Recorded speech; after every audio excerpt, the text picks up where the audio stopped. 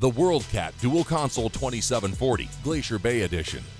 With an overall length of 27 feet, a beam of 8 feet 9 inches, and max horsepower rating of 300. I gotta tell you, if you're used to a little more luxurious lifestyle, this Glacier Bay, which is now rebranded as a WorldCat 2740, is sweet. Well, if you've decided that a dual console is the boat you want, but you need more room, you want to take more people out, or just what you said, you want something with unbelievable fit and finish, this boat will absolutely fit the bill. I came into this show not being a big dual console fan, but the wraparound seating we'll look at makes it work perfect on a boat like this. Well, two other features that the family's going to enjoy. You have a galley back here. Let's say you want to make sandwiches, you want to make a margarita. I mean, you can't clean fish on it, Rick. It's too nice for that. It is a little nice for that, but that refrigerator sure is going to come in nice on a hot afternoon. It will. And here again, we've got a huge stand-up head. This is a head that you can get down in and not hit your head on the top. You've got plenty of room down there, not only for use of a head, but it's a great place for storage. I can easily see this boat making a long run. Well, similar features to the smaller 23 that we looked at, but the fit and finish and the level of quality in this boat, definitely elevated. Come aboard, let's go. You've certainly got everything you need for lunch right here. You've got your sink, you've got your refrigerator, you've got your utensil storage. It's perfect. Now, the boat has a live well. And sure, and you're going to be able to carry bait in here fine, but that's not the primary function of this area. This is where lunch happens, my boy. Well, they even went so far as to put a tip-out trash can on this side, and they kept it in the right area. So here again, they've really dialed this boat in to take it out, have a lot of fun with the family, maybe do a little diving, a little fishing, a little bit of anything you want to do.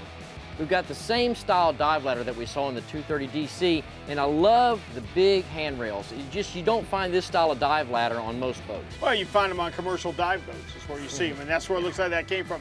But can't you see me walking through there with a hogfish on the spear, coming up here to the galley, make a little ceviche right there, pour yourself a cold drink out of the refrigerator. It ain't bad, Cap. No, and that's really, you've defined what this boat is all about. Well, you have a big cockpit, but you also have the stern seating that folds out, where if somebody wants to sit back here, you can, but it doesn't really take up any room in the cockpit. You could have two people sitting back here and still a lot of room. You like your little seats back here? Step up forward, son. Let me show you some seating.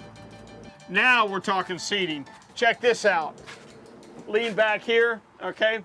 What problems does the world got we can't accomplish from sitting right here?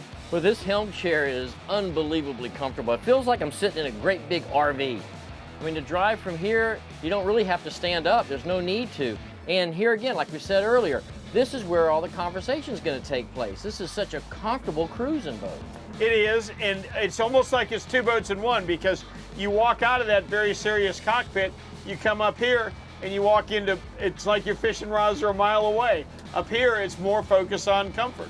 Well, here again, we've got the protection of the windshield that closes. If we had to run this boat in the rain or wind, we've got a really good windscreen here.